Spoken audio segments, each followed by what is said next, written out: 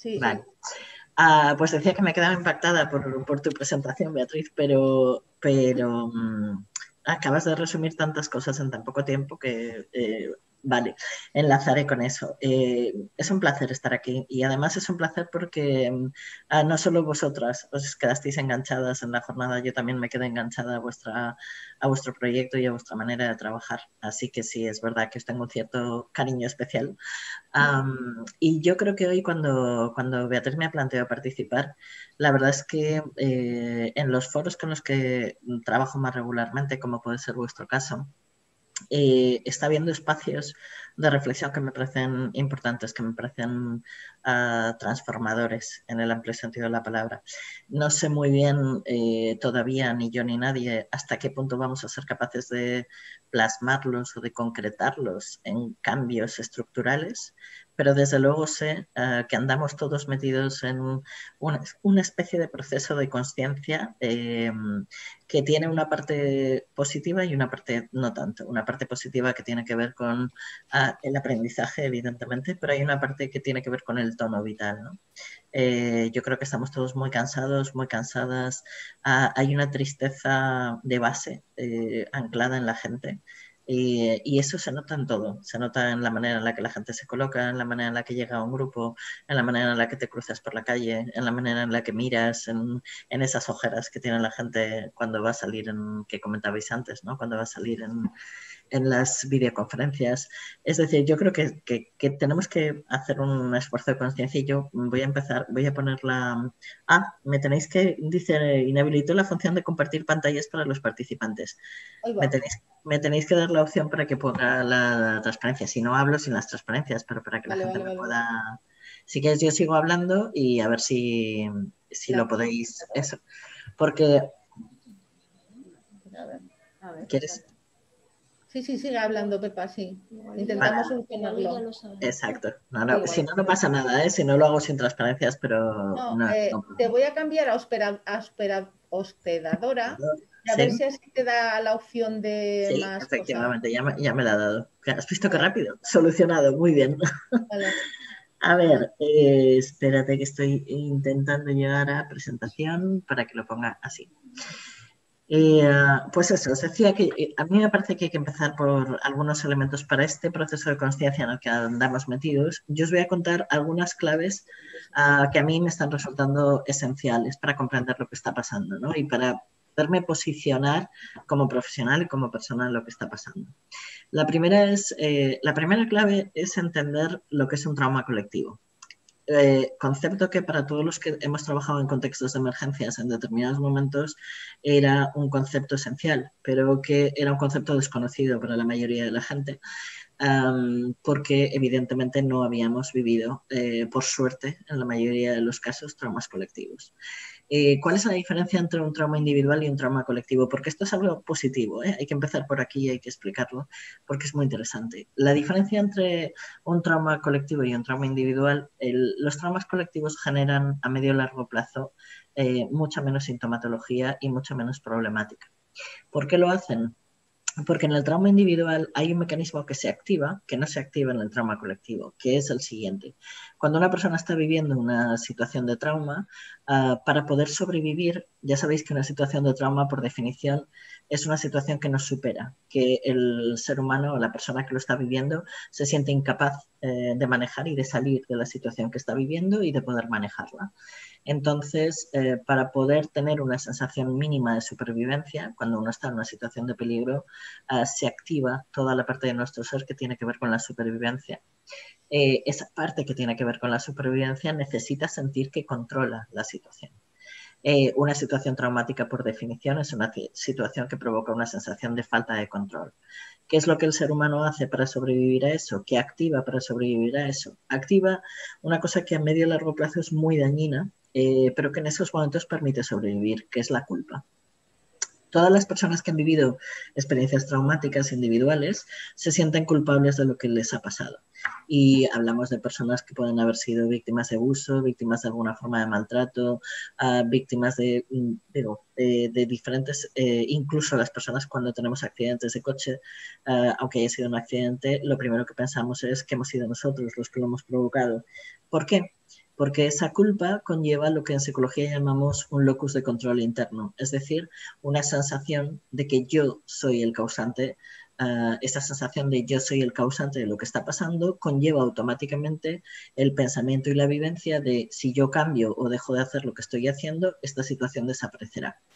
Esto produce una sensación de control que es falsa, pero que al ser humano, al cuerpo, le permite tener una sensación de voy a poder hacer algo para sobrevivir y para salir de esta situación. Todos los niños, niñas y adolescentes, todas las personas en general que son víctimas de maltrato se sienten culpables de lo que les ha pasado. Y de hecho hay que trabajarlo terapéuticamente con ellos y con ellas porque, como os digo, a medio y largo plazo este es un factor que genera muchísima problemática en las personas que han vivido experiencias traumáticas. Y este es un factor que en los traumas colectivos no se activa. Porque como nos está pasando a todos, esto no es una cuestión mía. No es una cuestión de que yo haya sido causante o que necesite creerme causante para poder salir de esa situación. Este mecanismo no se activa y como no se activa toda la patología que este mecanismo acaba generando, no se da en las personas. El hecho de que sea algo que en lo que estemos todos iguales genera una sensación de partida de no lo estoy haciendo mal. No soy yo quien lo estoy haciendo mal, es que la situación está mal. Y esa diferencia permite que muchas personas puedan vivir esta experiencia sin activar esos mecanismos de supervivencia fruto del miedo, del pánico y de la falta de control de la situación. Porque todo esto supone, claro, una sacudida global. Yo creo que para mí el término sacudida es muy literal. O sea, yo creo que estamos en un momento en el que han hecho así con el mundo y lo han sacudido y la gente está sin saber dónde agarrarse, con la sensación de estar como con los pies sobre arenas movedizas, ¿no? Sin saber muy bien dónde. Y eso ha incrementado evidentemente todos los problemas de salud mental que tienen que ver con la necesidad de control. Y aquí yo quiero contaros 3 específicamente porque los vais a ver constantemente en la gente con la que trabajáis y es importante verlo en ellos, pero también es importante que seáis conscientes o que seamos conscientes de que también están dentro de nosotros y dentro de nosotros. El primero es el pensamiento paranoide. El pensamiento paranoide es un mecanismo que se activa como parte de estos mecanismos de supervivencia que tiene que ver con interpretar como agresivos, como peligrosos, todos los estímulos que nos llegan. Cuando una persona está en peligro, automáticamente se hiperactiva para sobrevivir y controlar. Entonces está permanentemente vigilante. Hace poco, en todo este tiempo, desde febrero, solo he cogido un avión. El único día que cogí el avión, una de las cosas que a mí más me llamó la atención en el aeropuerto no fue lo vacío que está, que es impresionante, ni lo cerrado que está todo. Hubo una cosa que me llamó mucho la atención y es que la gente andaba lenta. Y andaba lenta porque las personas van así, mirando alrededor para controlar las distancias, para controlar si alguien se acerca, para controlar quién se acerca por detrás. Todo eso genera que es fruto de la hipervigilancia en la que estamos metidos, genera una lentitud de pensamiento que hablaremos después, una lentitud de capacidad de reacción, de tiempos de reacción. Y todo esto se sistematiza en un pensamiento paranoide. Ese pensamiento paranoide nos está condicionando claramente a nivel social. Eso explica el nivel de agresividad que hay en estos momentos, el nivel de conflicto social que hay en estos momentos. Nos está condicionando a nivel laboral. El trabajo en equipo ahora es más difícil que nunca. Porque cuando las personas hablan en una reunión de equipo, quienes les escuchan, les están escuchando desde su pensamiento paranoide. Si no lo manejan con consciencia, si no lo manejamos cada uno de nosotros y nosotras con consciencia, interpretamos mal lo que nos está llegando. Mal en el sentido de agresivamente, mal en el sentido de peligrosamente, de amenazadoramente. Ese es un mecanismo que no tienen solo las personas con las que trabajamos, lo tenemos nosotros también. Entonces, no podemos pensar que eso no nos está condicionando, porque está condicionando las relaciones sociales, las relaciones familiares, las relaciones profesionales y, por supuesto, el nivel de conflicto social que estamos observando. Hay mucha de la agresividad que estamos viendo que tiene que ver con este factor. Y es un factor que es difícil de mantener conciencia sobre él, porque automáticamente es un automatismo, como todos los mecanismos de supervivencia del ser humano. no son decisiones, son automatismos que el cuerpo pone en marcha para sobrevivir. Y uno de los automatismos que tiene que poner en marcha es la hipervigilancia, y para la hipervigilancia necesita el pensamiento paranoide. Que le pongamos un término técnico no significa que no sea absolutamente, que pueda poner 20.000 ejemplos de la vida cotidiana en la cual esto se está plasmando. Simplemente os doy el término técnico para que entendamos y nos situemos ahí. Ese es uno de los elementos que nos está pasando. El segundo elemento lo he contado con el aeropuerto, pero yo creo que tenemos que tenerlo muy presente, que es la lentitud del tiempo de reacción. Los tiempos de reacción están aumentando, han aumentado y van a aumentar más. Entonces, no podemos esperar, los tiempos que teníamos programados en la intervención no son reales ya. La gente no va, el mismo tiempo no va a bastarle para los procesos. Los procesos van a ser mucho más lentos, desde convocar una reunión, que la gente te conteste un mail, llegar y que empiecen a hablar, que se sientan, sí, cualquier cosa va a conllevar más tiempo de lo que conllevaba antes. Con lo cual, una de las cosas que tenemos que revisar como profesionales son los tiempos en los que trabajábamos antes. Porque si ya en la jornada anterior, si os acordáis, estuvimos hablando de los tiempos que teníais medidos en las intervenciones, que fue una de las cosas de las que hablamos, pues imaginémonos ahora. Yo creo que este es uno de los factores que como profesionales, si queremos diseñar intervenciones que vayan a ser eficaces en los tiempos que nos esperan, este es uno de los factores que tenemos que tener presente. Se incrementa, se amplía, se agranda el tiempo de reacción. La gente está más lenta, nosotros estamos más lentas, pensamos más lentas, caminamos más lentas, decidimos más lentas. Esto no es una cuestión que le pase solo a los demás, nosotras y nosotros estamos también ahí. ¿Vale? Entonces, primer factor, pensamiento paranoide, interpretar de una manera negativa, agresiva o amenazadora aquello que te llega. Segundo factor, un mayor tiempo de reacción en las personas, que tenemos que tenerlo presente. Y tercero, el miedo. El miedo como vivencia emocional, iba a decir, estructural. Porque el miedo se nos ha metido hasta tal punto que es como si lo masticáramos. El miedo no es una experiencia, ha dejado de ser una experiencia puntual para, como estamos metidos en una vivencia de trauma colectivo y no tenemos experiencia previa. La mayoría de nosotros, los ancianos sí, pero la mayoría de nosotros no tenemos experiencias previas de trauma colectivo. No sabemos lo que es estar. Cuando a mí me está resultando muy interesante, por ejemplo, el trabajo en supervisión con la gente de Latinoamérica, porque la gente de Latinoamérica está viviendo esto de forma distinta.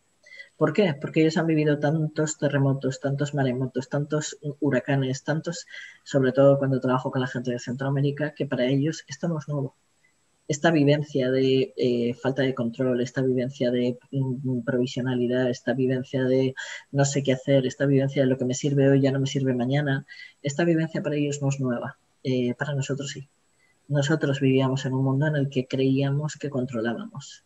Y esta es, para mí, la siguiente clave de conciencia esencial. Cuando hablamos del miedo, estamos hablando de asumir algunos contenidos que no estaban presentes en nuestra vida antes. Y el primero es asumir la intemperie, la fragilidad. Yo creo que vivíamos en un mundo en el cual creíamos que controlábamos. Y digo creíamos porque en el fondo era mentira, pero habíamos creado un mundo que nos llevaba a, si seguíamos la pauta que nos indicaban, teníamos la sensación de que todo estaba bajo control. De vez en cuando venía la vida y nos ponía en su sitio, venía la vida con la muerte, con la enfermedad, venía la vida y nos colocaba en su sitio, pero en general vivíamos una vida en la que pensábamos y estábamos convencidos de que controlábamos lo que sucedía. Con lo cual no es que no estuviéramos a la intemperie, es que nos engañábamos pensando que no lo estábamos.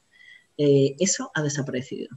Yo creo que hoy en día hay una conciencia tan clara de la intemperie y de la fragilidad que hay gente que no la está pudiendo sostener, que se está quebrando por esta falta de control, por esta vivencia de no puedo controlar lo que está pasando. Yo planifico algo como profesional, pensemos, ¿no? Yo planifico algo y al día siguiente tengo que deshacerlo entero porque tengo que volver a empezar, porque ya me han cambiado las condiciones de hoy para mañana. No es que me las cambien de una semana para otra o de un mes para otro, me las están cambiando de hoy para mañana. Están sacando medidas sanitarias de hoy para mañana, tres diferentes. Entonces, la consciencia de la intemperie y de la fragilidad es una vivencia que a mucha gente le está bloqueando, le está superando, pero que es uno de los elementos nuevos, constitutivos de la nueva vida en la que nos hemos, de la vida que vamos a vivir en adelante.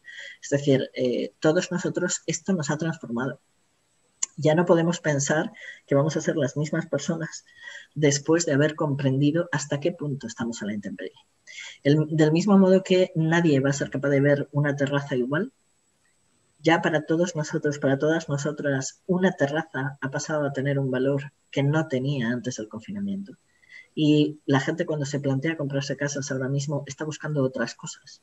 De hecho, se cuestiona hasta comprar casas, que eso sería otro tema, pero si voy a comprar una casa, desde luego busca otras cosas. Y cuando mira una terraza, ve cosas que antes de que pasara todo esto no veía. Por eso digo que cuando Beatriz mencionaba las cosas que nosotros estamos intentando promover desde Espirales, una de las cosas que estamos diciendo desde que todo esto empezó es la vuelta es imposible.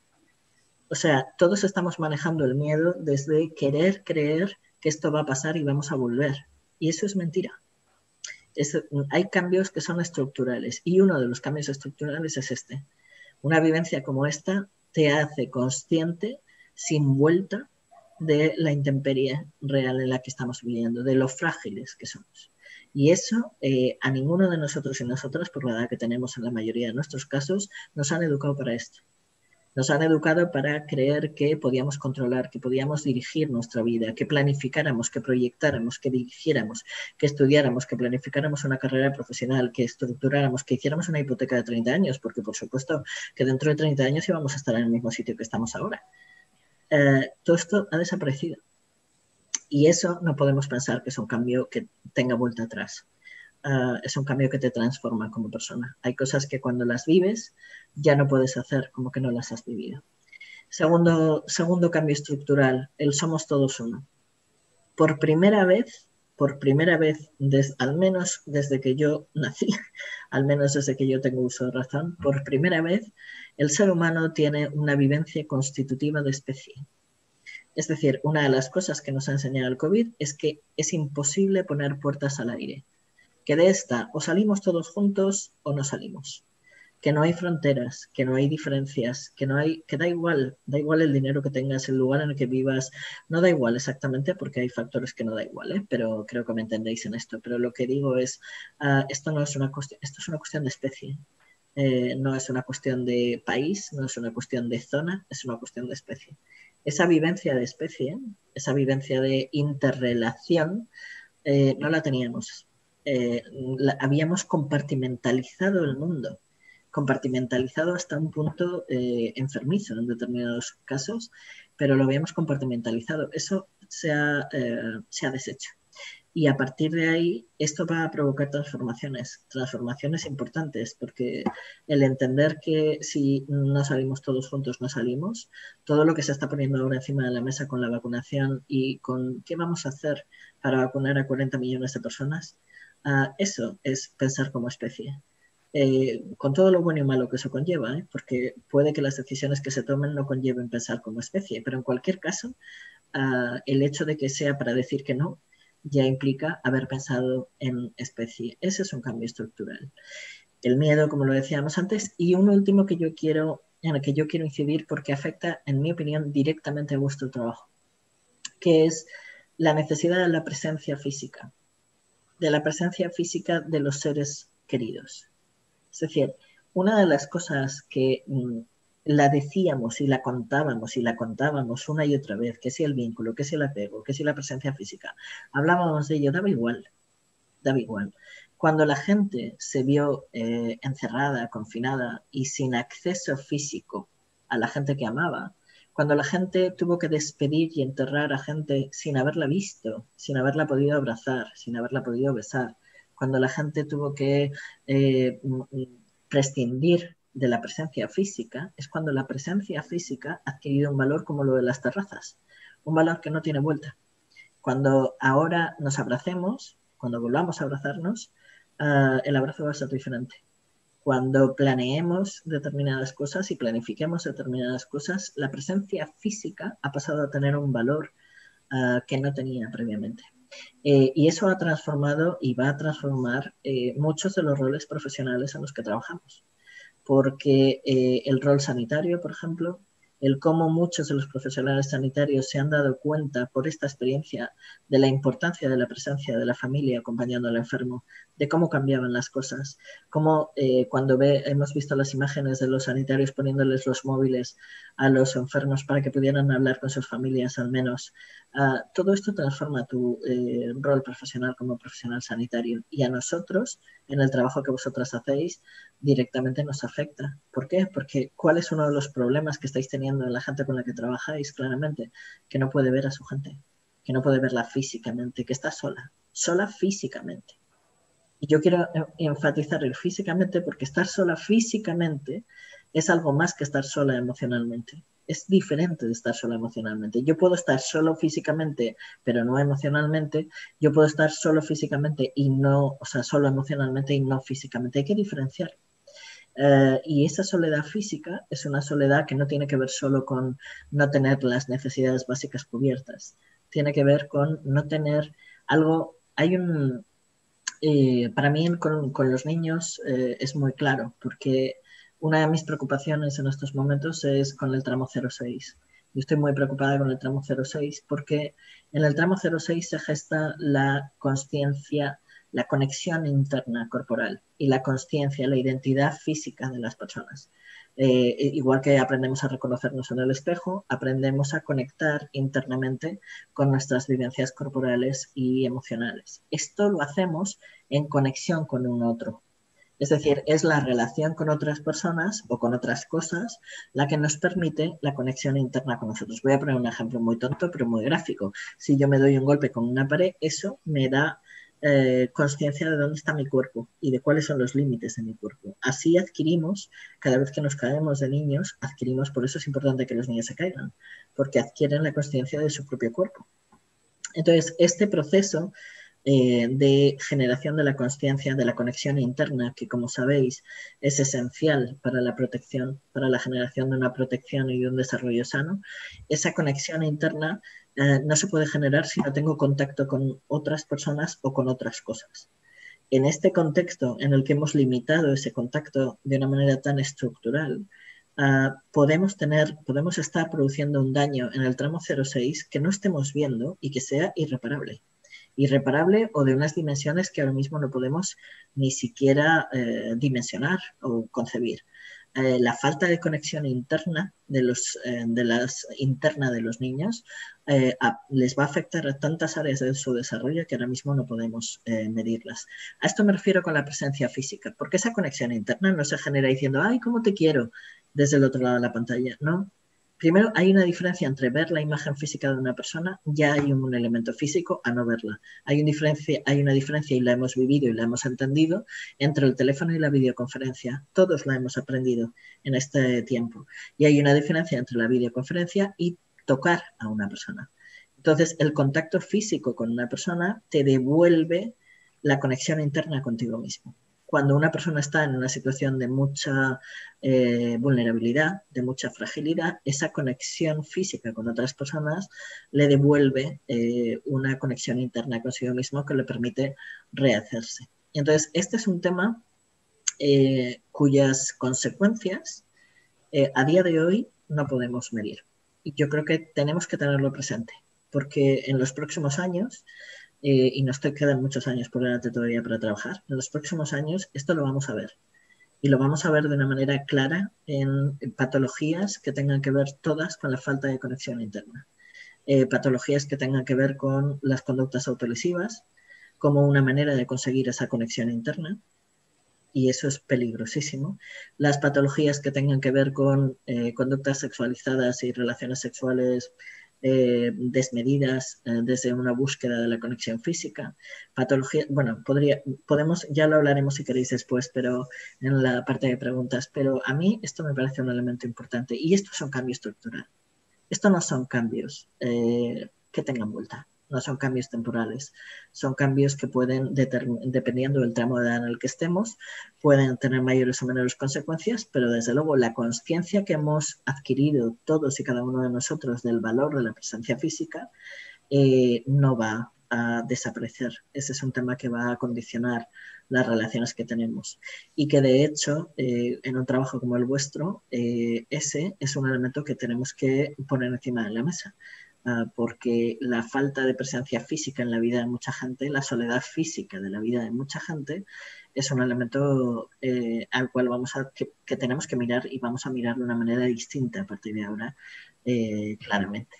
Porque al final yo creo que y este es un concepto de la psicología existencial que yo cuento, yo creo que lo conté el año pasado, pero he querido retomarlo aquí, porque me parece muy importante. La vida se compone de dos elementos, de la intemperie y la responsabilidad. La vida acaba siendo las cosas más importantes de la vida, nosotros no las decidimos. No decidimos la familia en la que nacemos, el lugar en el que nacemos, no decidimos la enfermedad, no decidimos la muerte, no decidimos que nos amen, decidimos amar, pero no que nos amen. Todas las cosas importantes de la vida, nosotros no las hemos decidido, nos las dan y nos las quitan. Son como pongo ahí en la transparencia, no son como los ingredientes del plato cuando te toca cocinar. Los ingredientes del plato te los dan, tú no los has decidido. A todos nos gustaría haber tenido ingredientes diferentes en algunos aspectos, pero son los que hemos recibido.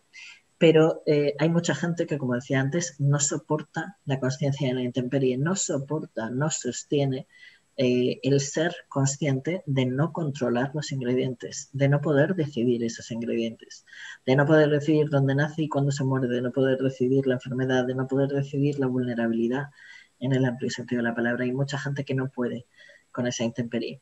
Pero independientemente de cuáles hayan sido los ingredientes, hay un segundo elemento que es la responsabilidad, que tiene que ver con esos ingredientes que te han dado, con eso que te han dado, ¿qué vas a construir? Porque siguiendo la metáfora de la cocina, con los mismos ingredientes hay gente que cocina platos deliciosos y gente que cocina auténticos desastres. Y son los mismos ingredientes. Porque al final la vida acaba siendo lo que tú eres capaz de construir partiendo de lo que te dieron. Y esta es la clave. La clave es qué eres capaz de construir partiendo de lo que te dieron. Y de nuevo, hay gente que no sostiene la responsabilidad, que se coloca como víctima y que se coloca con un posicionamiento de qué mala suerte he tenido, con lo mal que me ha tratado la vida, con lo mal que nos han ido las cosas. Esto en una situación como la de hoy en día está a la orden del día.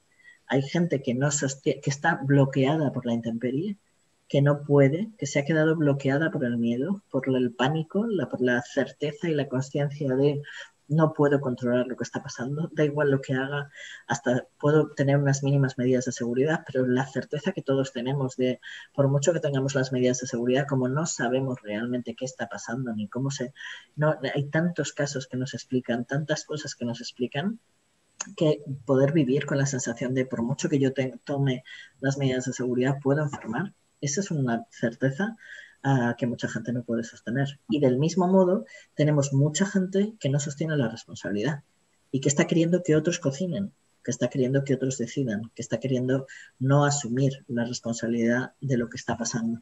Porque esa responsabilidad pesa mucho. Ahí en este elemento es muy importante distinguir en este punto entre los adultos y los niños, ¿no? Porque la responsabilidad se construye con la autonomía.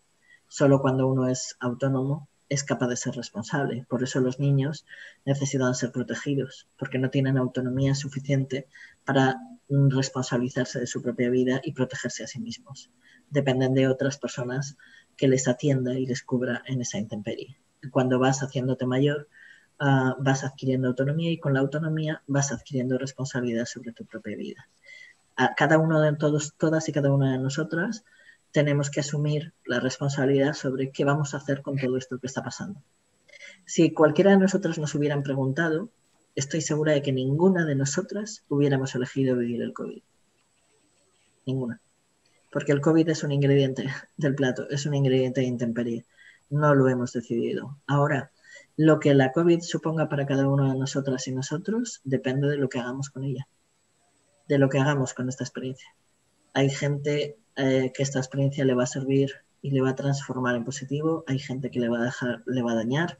La cuestión es qué vamos a hacer con eso que nos ha llegado, que no hemos decidido y que no hemos elegido. ambas conciencias son importantes. Aceptar que no lo hemos decidido, que no lo hemos elegido y que no podemos hacerlo es tan importante como aceptar que los resultados y los efectos de lo que está pasando van a depender de lo que nosotras hagamos con ello. Y hay un margen ahí que mucha gente no quiere asumir. Si yo pienso en todo esto, es decir, volviendo por resumir, estamos hablando de una conciencia de la fragilidad, estamos hablando de unos mecanismos de hipervigilancia que se han activado automáticamente en las personas para sobrevivir, que no controlan ni deciden, pero que les afectan en su manera de actuar y en su manera de comportarse, no solo a nivel individual, sino a nivel social. Estamos hablando de una necesidad de contacto físico que no está siendo atendida y estamos hablando de una conciencia de especie que genera una vivencia de comunidad que no existía y que puede utilizarse a favor de muchas de las estrategias de trabajo que vosotros tenéis en el programa. Nosotros tenemos ahí una serie de factores que pueden incidir en positivo o en negativo, pero que todos esos factores tenemos que hacerlos conscientes y yo insisto, no solo sobre la gente con la que trabajamos, sino sobre nosotras mismas. Nosotras estamos metidas en todo esto. Estamos transitando todo esto. No es que lo esté transitando la gente con la que trabajamos. Esta situación es tan nueva para nosotras como para ellos. Entonces no somos ni gurús, ni superwoman, ni supermans capaces de tener soluciones porque este es uno de los elementos a los que luego vamos a ir. Se nos va a pedir a todos los que trabajamos en el ámbito social, nos pasa sobre todo a los que trabajamos en el ámbito social y en el ámbito sanitario, se nos va a pedir que tengamos la solución, que tengamos las respuestas y no las tenemos. Y esta necesidad, esta certeza tiene que estar, tiene que poderse sostener ante las personas con las que trabajamos, porque si no nos vamos a perder desde un rol de intentar cubrir las necesidades de todo el mundo cuando no podemos hacerlo. En ese sentido, claro, el punto es, si nosotros lo estamos viviendo, que ahí es donde entra la fragilidad, ¿no? ¿Qué hacemos con nuestro propio miedo? ¿Qué hacemos con nuestra propia fragilidad? Porque a mí me parece el miedo, yo lo he mencionado antes, pero no me he detenido en ello para explicarlo ahora. El miedo se ha convertido en una vivencia, no en una experiencia momentánea emocional, sino en una vivencia mantenida. Es decir, el miedo se nos ha metido corporalmente. Entonces, igual que miramos si se nos acerca la gente, igual que miramos los sitios cuando llegamos a tal o dónde vamos, o pensamos cómo vamos con quién vamos a comer o dónde lo vamos a hacer, o cómo es el sitio en donde estamos, o qué medidas tenemos que hacer, etcétera, etcétera. Todo eso es una vivencia de miedo mantenida. Entonces, yo creo que un punto importante es diferenciar el miedo del pánico. Este punto que técnicamente lo conocemos, pero en este momento toca traerlo aquí. Y es decir, cuidado. O sea, el miedo es una emoción natural y adaptativa y es una emoción con la que yo puedo vivir, que me puede durar mucho tiempo, ¿sí? Que puedo vivir con ella, que no, y me permite también mantener la conexión con el otro. No me va a llevar necesariamente a desconectar del otro. ¿Tengo que manejarlo con consciencia? Sí. Porque además, si no lo manejo con consciencia, tiene una cosa fundamental que es contagioso. Entonces el miedo se pasa como los virus, igual se pasan de una persona a otra. Entonces es muy difícil manejarlo con consciencia, sobre todo si estoy rodeada.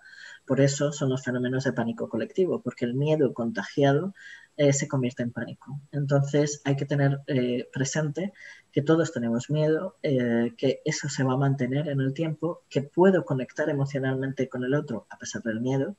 Y todo eso no pasa cuando yo estoy en pánico. Cuando yo estoy en pánico, esa vivencia corporal de pánico me inunda, me lleva a paralizarme o a huir, dura un poco tiempo y me impide la conexión emocional con el otro. Lo digo para entender que, aunque tengamos miedo, podemos actuar como profesionales, podemos hacer nuestro trabajo. Y eso no significa que no tengamos miedo, lo tenemos. Pero el miedo no nos impide desarrollar el trabajo. El pánico sí. Cuando una persona entra en pánico, se bloquea. Y esta diferencia es importante. ¿Cómo afrontamos el miedo? ¿Cómo salimos de ahí? ¿No? ¿O qué hacemos para manejar ese miedo?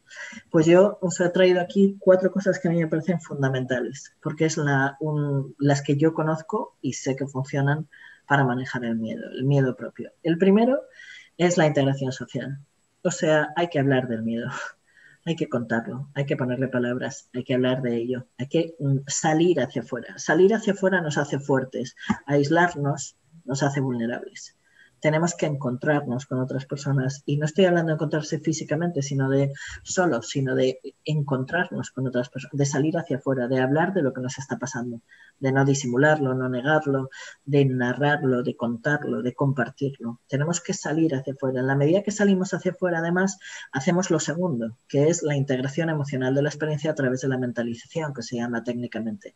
Es decir, la mentalización es el proceso que las figuras vinculares hacen con los niños, pero que se mantiene a lo largo de la vida, por el cual vas dando nombre a la experiencia interna, vas nombrando tu experiencia interna. Entonces, cuando los niños son muy pequeños que no tienen capacidad de nombrarla internamente, son las figuras vinculares, las figuras de apego, las que van dando nombre a su experiencia. Igual que le van diciendo esto es una mesa o esto es una silla, le van diciendo tienes hambre, tienes miedo, cariño, no pasa nada. Van nombrando su experiencia y dando forma a esa experiencia corporal y emocional. Cuando somos adultos, teóricamente tenemos la capacidad de hacerlo internamente. Pero si no lo hacemos, toda esa experiencia de miedo, si no dedicamos un tiempo a darle forma. Y cuando hablo de darle forma, hablo de expresarlo en palabras, hablo de expresarlo en arte, hablo de gritarlo, hablo de llorarlo, hablo de expresarlo, sacarlo fuera. Todo lo que nos sale fuera se acaba pudriendo dentro. Entonces hay que darle forma y compartirlo, hay que salir hacia afuera. Y esta es una clave importante porque, como decíamos al principio, decían varias personas, está habiendo un problema de aislamiento. La gente como tiene miedo, el miedo te lleva a aislarte. Y entonces la gente se queda en casa, no quiere salir de casa, porque salir de casa le da miedo. Y entonces esto va a más, porque al aislarse pierde la conexión emocional con el otro que servía para la conexión interna. Al aislarse pierde la posibilidad de mentalizar la experiencia corporal y emocional que está teniendo. Con lo cual, una de las cosas que tenemos que hacer, sí o sí, es ir contra el aislamiento de una manera sistemática, de una manera, o sea, con todos los recursos que tengamos. Hay que pelear contra el aislamiento de la gente, como sea. Si los juntamos de 2 en 2, como si los juntamos de 3 en 3, como si los llevamos al monte a que abracen árboles, como si los llevamos a donde sea, pero hay que pelear contra el aislamiento de una manera consciente, sistemática y buscada, porque el aislamiento acaba anulando a la persona, acaba generando toda esta vivencia de sentirse sobrepasada de la que estamos hablando. Hay que tener cuidado en ese sentido con el manejo, con el manejo de lo público y lo oculto, ¿no? Todo lo oculto, todo lo que no hablamos, todos los fantasmas internos se convierten, ¿sí? Van como en bombas de relojería. Entonces, cuando nosotros nos dedicamos a negar como profesionales nuestra experiencia emocional, cuando la gente nos contesta, ¿cómo siempre, antes de que todo esto pasara, cuando la gente te cruzabas con alguien por la calle y te decía, ¿qué tal? Tú decías, bien, automáticamente, porque reconocer la vulnerabilidad, no. Entonces ni siquiera ni siquiera nos parábamos a pensar, era como un automatismo. ¿Qué tal? ¿Todo bien? Bien, bien.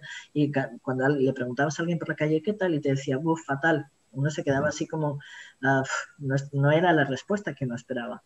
Entonces, uno de los elementos interesantes es, en la medida que somos capaces de emplear el encuentro para hacer público nuestras propias vivencias, como profesionales, es muy interesante la transformación que supone darnos la legitimidad para expresar nuestras emociones.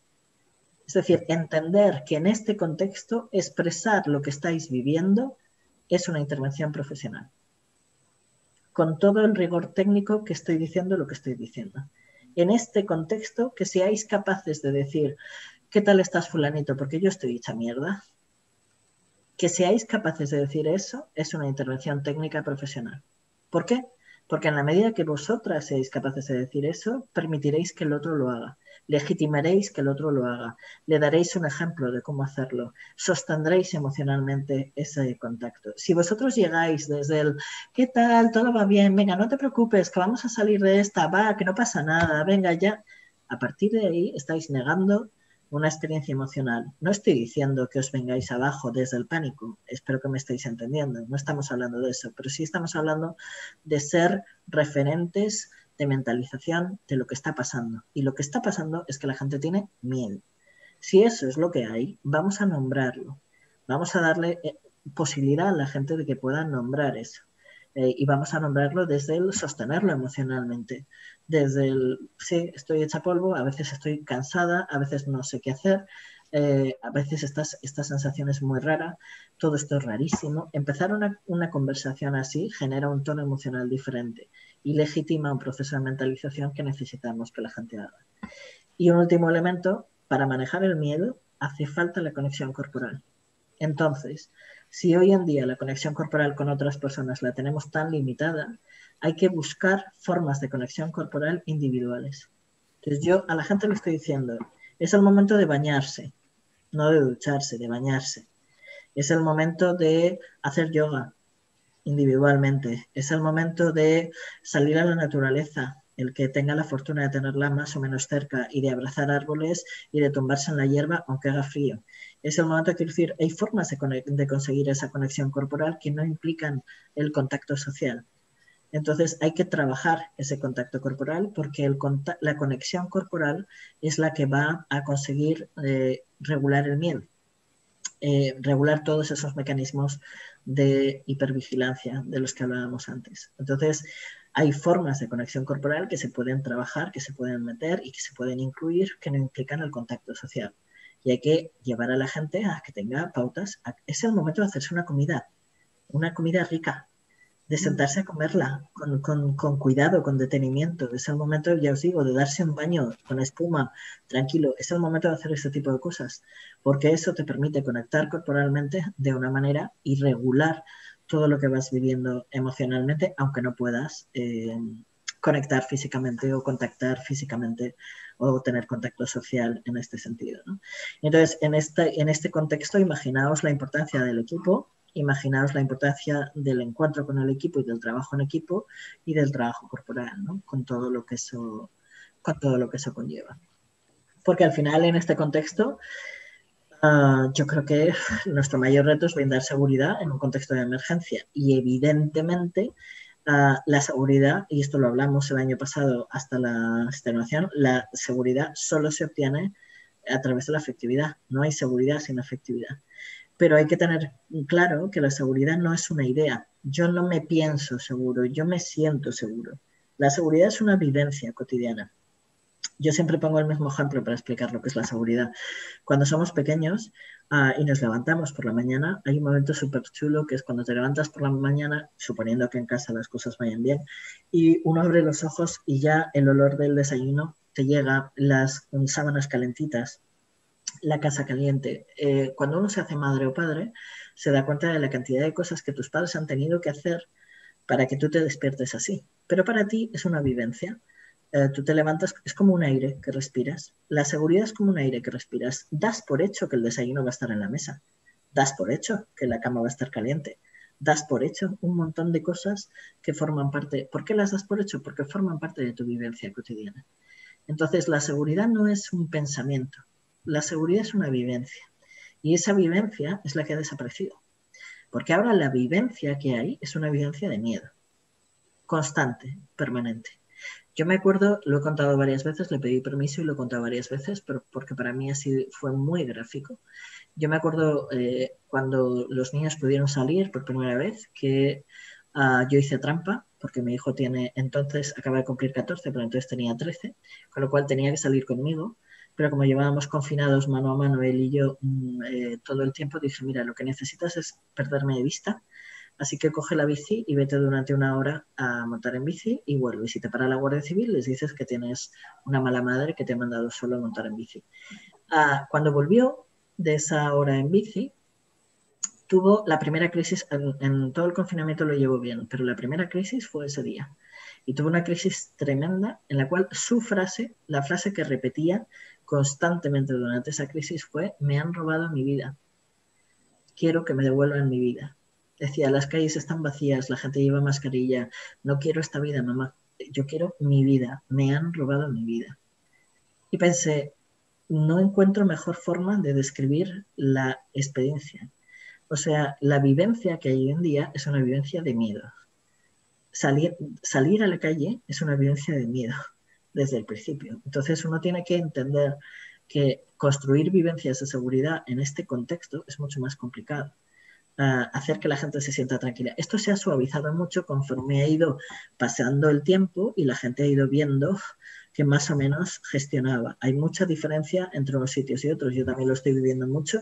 Yo soy de Zaragoza, como lo sabéis, y tengo a mi familia allí y no tiene nada que ver lo que estáis viviendo vosotros en Aragón con lo que estamos viviendo aquí en Baleares, donde yo vivo ahora. Nada que ver. Yo estoy pudiendo hacer un montón de cosas. Entonces mi vivencia es una vivencia de mucha más tranquilidad y de seguridad la que tiene mi familia. Y es así, porque el contexto cotidiano es diferente. Entonces, tenemos que entender que la seguridad no es un pensamiento, es una vivencia. Y esa es la que yo tengo que intentar construir, ¿no?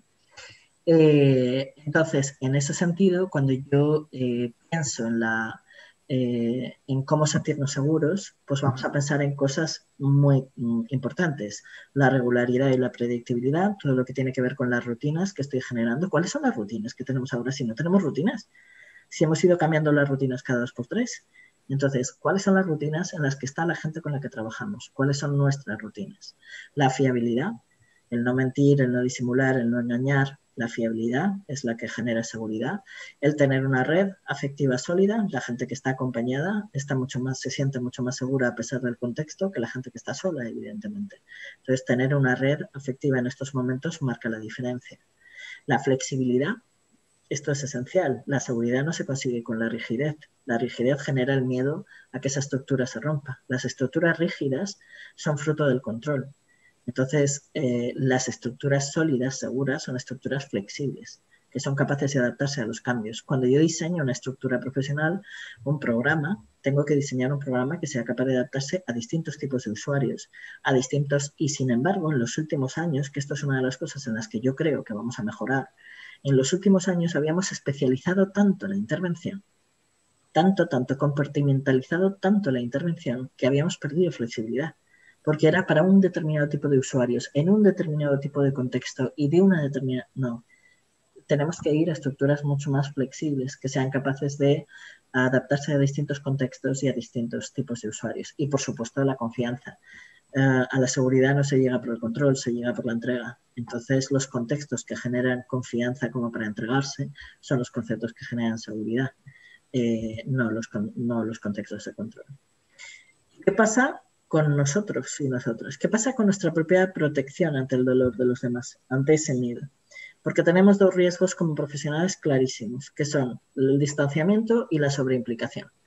Cuando ves a una persona, cuando trabajas con personas que sufren y del modo que sufren, y sobre todo cuando uno está, como decíamos, como estamos ahora, en una posición de vulnerabilidad, corremos el riesgo de o distanciarnos, convertir al otro, sea un niño o sea un adulto, en un objeto, en un caso, en un número, y distanciarnos. Esto pasa muchísimo en el ámbito sanitario, muchísimo, en el cual están los profesionales que no están adecuadamente sostenidos emocionalmente, están viendo dolor constante y permanente durante todo el día. Llega un momento que se distancian de las personas para no irse con cada persona. Y entonces llegan a abrir la puerta de las habitaciones de los hospitales como si no hubiera nadie, a hablar por los pasillos como si no les estuvieran escuchando, a hablar de la gente como que está delante como si no estuviera delante y se estuvieran enterando de todo lo que dicen. ¿Por qué? Porque ya no los ven. Ese es el extremo del distanciamiento. Hablar de alguien como si no estuviera presente es el extremo del distanciamiento. Pero hasta ahí ha habido todo un proceso en el cual yo he ido convirtiendo en un objeto a la otra persona, en un caso o en un número. Y el extremo contrario es la sobreimplicación, la identificación afectiva con la historia de la persona con la que trabajas, hasta el punto de ponerle a esa persona cosas que son tuyas. Esos son los 2 riesgos que nosotros corremos cuando trabajamos con personas con mucho sufrimiento, con mucho dolor, ¿no? Se trata de intentar no marcar la distancia, pero diferenciarse y de identificarse, no identificarse, pero con mantener la calidez. Entonces, para esto, a mí me parece que hacen falta 3 elementos fundamentales de conciencia. Un elemento que tiene que ver con la pregunta que yo os hacía el año pasado, si os acordáis, que os decía, hay una pregunta clave que es, ¿qué me pasa a mí con esto? Mantener esa doble visión mirada a lo que me pasa a mí y lo que le pasa al otro. Mantener esa doble mirada constantemente, poner conciencia en lo que me está pasando a mí en cada momento es un elemento de mejora de la calidad profesional clarísimo. Un elemento de conciencia sobre mi propio proceso. Segundo, mirar al grupo y sobre todo cuando trabajáis en grupo, pero en general no solo mirar a lo que yo estoy interactuando con una persona, sino a los efectos que eso tiene en el grupo en donde estoy interviniendo. Y el tercer elemento de conciencia, que os lo dije el año pasado también, es mirar al entorno donde estoy y verlo como parte de mi intervención. Entender que el lugar en el que estoy, que el entorno en donde estoy trabajando es tan parte de la intervención que estoy haciendo como mi propia intervención o los usuarios con los que trabajo. Son los 3 elementos de conciencia, la doble mirada, la mirada al grupo y la mirada al entorno, que me permiten conectar y manejar este peligro. Porque evidentemente, y por ir acabando para dejar tiempo para las preguntas, estamos por necesidad, después de todo lo que hemos visto, tenemos que cambiar la mirada. Porque la mirada en la que crecimos, la mirada en la que fuimos educados como profesionales, ya no sirve. Hay esquemas mentales que han cambiado. O sea, pensad en lo que es una reunión. Pensad en si no ha cambiado vuestra idea de lo que es una reunión desde que todo esto empezó. La idea de lo que es el cuerpo, la idea de lo que es una red, o sea, la idea de lo que es la familia. Cómo hay esquemas mentales que no son iguales, que se han transformado, como lo de la terraza que yo decía antes. Y en ese sentido, acordaos de lo que os decía, nos van a pedir ser guías de resiliencia, nos van a pedir ser referentes de guía para los procesos de la gente y nosotros no tenemos más experiencia en esto, ni somos mejores, ni estamos más preparados o preparadas para vivirlo. Entonces, en ese sentido, es muy difícil hacer el rol de guía de resiliencia. Nos lo piden, pero es muy difícil hacerlo porque no tenemos más experiencia ni más capacidad de manejo. Entonces, tenemos que ir que por aquí quiero acabar, a la fortaleza, ¿no? A cómo cultivar esa fortaleza emocional, porque estamos hablando desde la conciencia de la fragilidad, yo tengo que ir a cultivar esa fortaleza. Entonces, ¿cómo cultivo esa fortaleza? Empezando por, estoy esperando a ver si pasa la transparencia porque no pasa. A ver, a veces el ordenador se queda quieto, pero bueno, empezando por la fortaleza tiene que ver con generar esa conexión interna. Entonces, a mí me parece fundamental entender, aceptar esa conciencia de la vulnerabilidad y aceptar que uno no es fuerte siempre, que ser fuerte no es no caerse, es caerse y levantarse. Uno no es fuerte siempre.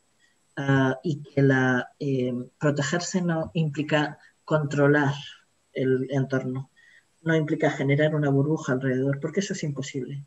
Proteger es generar la fortaleza interior, esa conexión interna y esa red afectiva sólida a nuestro alrededor, ¿no? Que son los 2 elementos claves de la protección, pero fundamentalmente es no pensar, protegerse no es creer que uno va a controlar el entorno y que va a generar una burbuja, porque eso es imposible.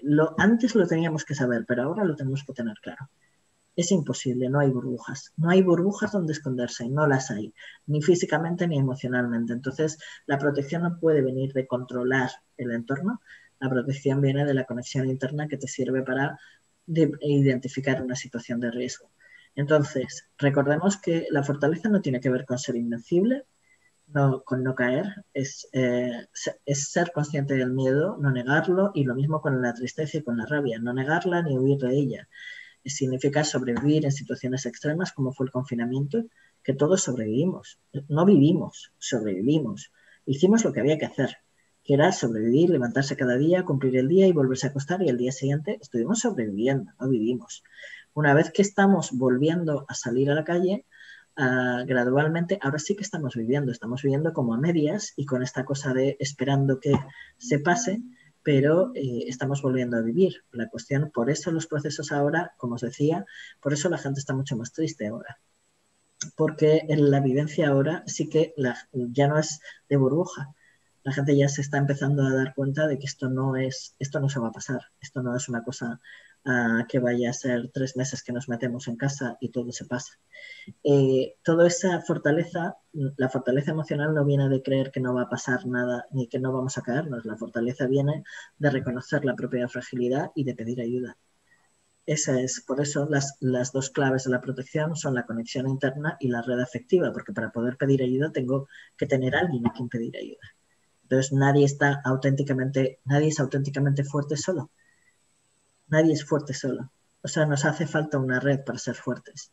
Nadie es fuerte controlando, negando y disimulando lo que va viviendo. Es la consciencia sobre lo que vives lo que te permite manejar. Es la consciencia la que te hace fuerte.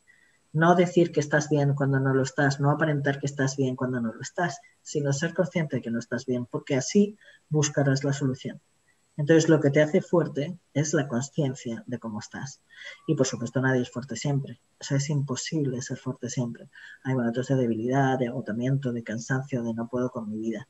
Por eso, la fortaleza viene del vínculo. A mí esta frase me gusta mucho, pero se la pongo siempre, que es una frase de un amigo mío que dice: yo no soy el fuerte ni tú la fuerte, es el amor que nos une el que nos hace fuertes. Entonces, la fortaleza no viene, nadie es fuerte solo. La fortaleza no viene de estar solo, no viene de nosotros. La fortaleza viene de los vínculos que tenemos. La fortaleza está unida directamente a la red, a esos vínculos horizontales de los que hablaba el año pasado, ¿no? La soledad impuesta debilita a cualquier persona. Da igual que sea impuesta por las condiciones, impuesta por la exclusión social, la soledad debilita. Por eso insisto en que no digo que sea fácil, ¿eh? Lo que digo es que con toda conciencia tenemos que pelear contra el aislamiento de una manera pero radical. O sea, tiene que ser uno de nuestros objetivos de trabajo por encima de casi cualquier otro en estos momentos, pelear contra el aislamiento de la gente. ¿Y qué condiciones hacen falta? Y con esto acabo y dejamos media hora para que me hagáis preguntas y para que podamos conversar. ¿Qué condiciones hacen falta? Pues las repasamos, las hablamos el año pasado, pero volvemos a ellas. Primero, un autocuidado sistemático. Y cuidado con esto. Esto es una responsabilidad individual, pero es una responsabilidad institucional también, ¿eh? Cuando hablamos de profesionales, los profesionales tienen que ser cuidados no solo a sí mismos, sino ser cuidados por la institución en la que trabajan.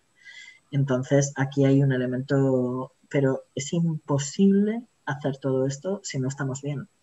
Entonces, si no atendemos esa fragilidad interna que vivimos y que sentimos, si no atendemos ese miedo que vivimos y sentimos, no vamos a poder sostener a otras personas. Por eso, la red de apoyo emocional y logística, una cosa muy tonta, pero esencial. Cuidado con el cansancio. La tristeza provoca cansancio y el cansancio provoca tristeza. Es una pescadilla que se muerde la cola. La tristeza es la emoción que nos llega cuando ya ha pasado el miedo y entonces bajas esas defensas, que es lo que nos está pasando ahora. Empezamos a bajar esas defensas y al bajar esas defensas nos encontramos con una sensación de agotamiento, de tanto tiempo haber mantenido esa hipervigilancia. Nos encontramos muy cansados. La gente está durmiendo fatal y está durmiendo más que nunca por un lado, pero menos en el sentido de más como se dice, más frágil, de un sueño mucho más frágil, se despiertan mucho más, tienen pesadillas. Los trastornos de sueño ahora mismo son uno de los temas. ¿Por qué? Porque la gente está muy cansada. Paradójicamente, a veces cuando no está muy cansado duerme mal, que esta es una de las cosas que no todo el mundo tiene presente, ¿no? Entonces, tener cuidado con el cansancio, porque el cansancio genera tristeza. El cansancio y la tristeza genera cansancio. Entonces hay que tener cuidado con esta pescadilla que se muerde la cola porque no se puede encontrar en una situación que no ha controlado o que no imaginaba por cansancio acumulado. Entonces hay que tener cuidado con eso y hay que buscar los espacios de seguridad para poder llorar, gritar, chillar y hacer lo que haga falta sin que nadie os juzgue. Cada uno que tenga el suyo, el que quiera y del tipo que quiera. Pero uno tiene que buscarse un espacio para poder llorar y para poder gritar porque tiene que, acordaros, mentalizar y expresar fuera aquello que esté viviendo. Si no lo expresáis y no le dais forma, os se va a pudrir dentro. Y la expresión de pudrir es literal, no es metafórica, porque cuando no se atiende emocionalmente se acaba convirtiendo en enfermedad física, con lo cual el pudrirse es un término exactamente literal. Y por supuesto lo que vosotras hacéis. Es decir, yo no puedo, si estoy partiendo de que la fortaleza viene del vínculo, yo a día de hoy no se puede trabajar solo. Entonces, todas las que estáis en comarcas que estáis trabajando solas, todas las que no tenéis referentes, esta es una de las cosas que hay que revisar en vuestro programa y en toda la gente a la que estoy haciendo supervisión. Una de las cosas que estoy diciendo, y lo repito aquí exactamente igual, es que hay que revisar a toda la gente que está trabajando sola. Porque si tenemos que combatir el aislamiento, el primer aislamiento que hay que combatir es el de los profesionales que estáis solas. Entonces hay que ver qué estructuras se pueden generar de apoyo y acompañamiento a las que estáis solas, en las comarcas que estáis solas. Porque no se puede pensar que vais a poderos sostener solas. No es una cuestión de qué tipo de profesionales seáis, ni los recursos que tengáis, ni la formación que tengáis, sino una cuestión emocional, de procesamiento emocional de todo lo que estamos viviendo. Entonces, si antes era importante trabajar en red, ahora mismo o constituís una red en la comarca en la que tenéis con la gente en la que tenéis, o lo constituís a nivel interno dentro del programa. De alguna manera, la gente tenemos que trabajar en equipo y trabajar en red, porque si no, no vamos a poder manejar bien toda esa vivencia emocional de la que estaba hablando y todo ese proceso emocional del que estaba hablando. Y por supuesto, algo de lo que hablamos mucho el año pasado, que tiene que ver con la elaboración de la historia de vida personal. En este caso, la elaboración de vuestra vivencia de la pandemia. ¿Qué pasa con cómo vivís vosotras todo lo que está pasando? Y como digo yo ahí, siempre digo, no se trata de haber tenido una buena historia, una buena infancia, que suelen decir, sino de, sea cual sea la que ha sido tu historia, tenerla integrada. Entonces, ¿el problema es haber perdido a gente o no haber perdido a gente? No.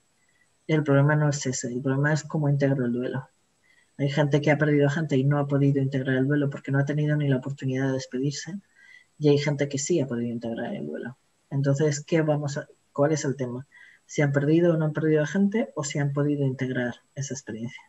Entonces, la cuestión es cómo integramos y cómo elaboramos lo que nos está pasando, porque acordaos de lo que decíamos antes, lo oculto adquiere un valor afectivo dañino. Y en ese sentido, los espacios de supervisión, los espacios terapéuticos, los espacios de equipo juegan un papel para los profesionales esencial a la hora de poder ir elaborando esto que les está pasando, porque si no hay un espacio en el que yo pueda hablar de lo que me ocurre, difícilmente voy a poder integrarlo. Y hasta aquí que he cumplido, fenomenal, me había hecho el propósito de dejar media hora para que pudiéramos hablar, así que creo que he cumplido. Gracias y conversamos de lo que queráis.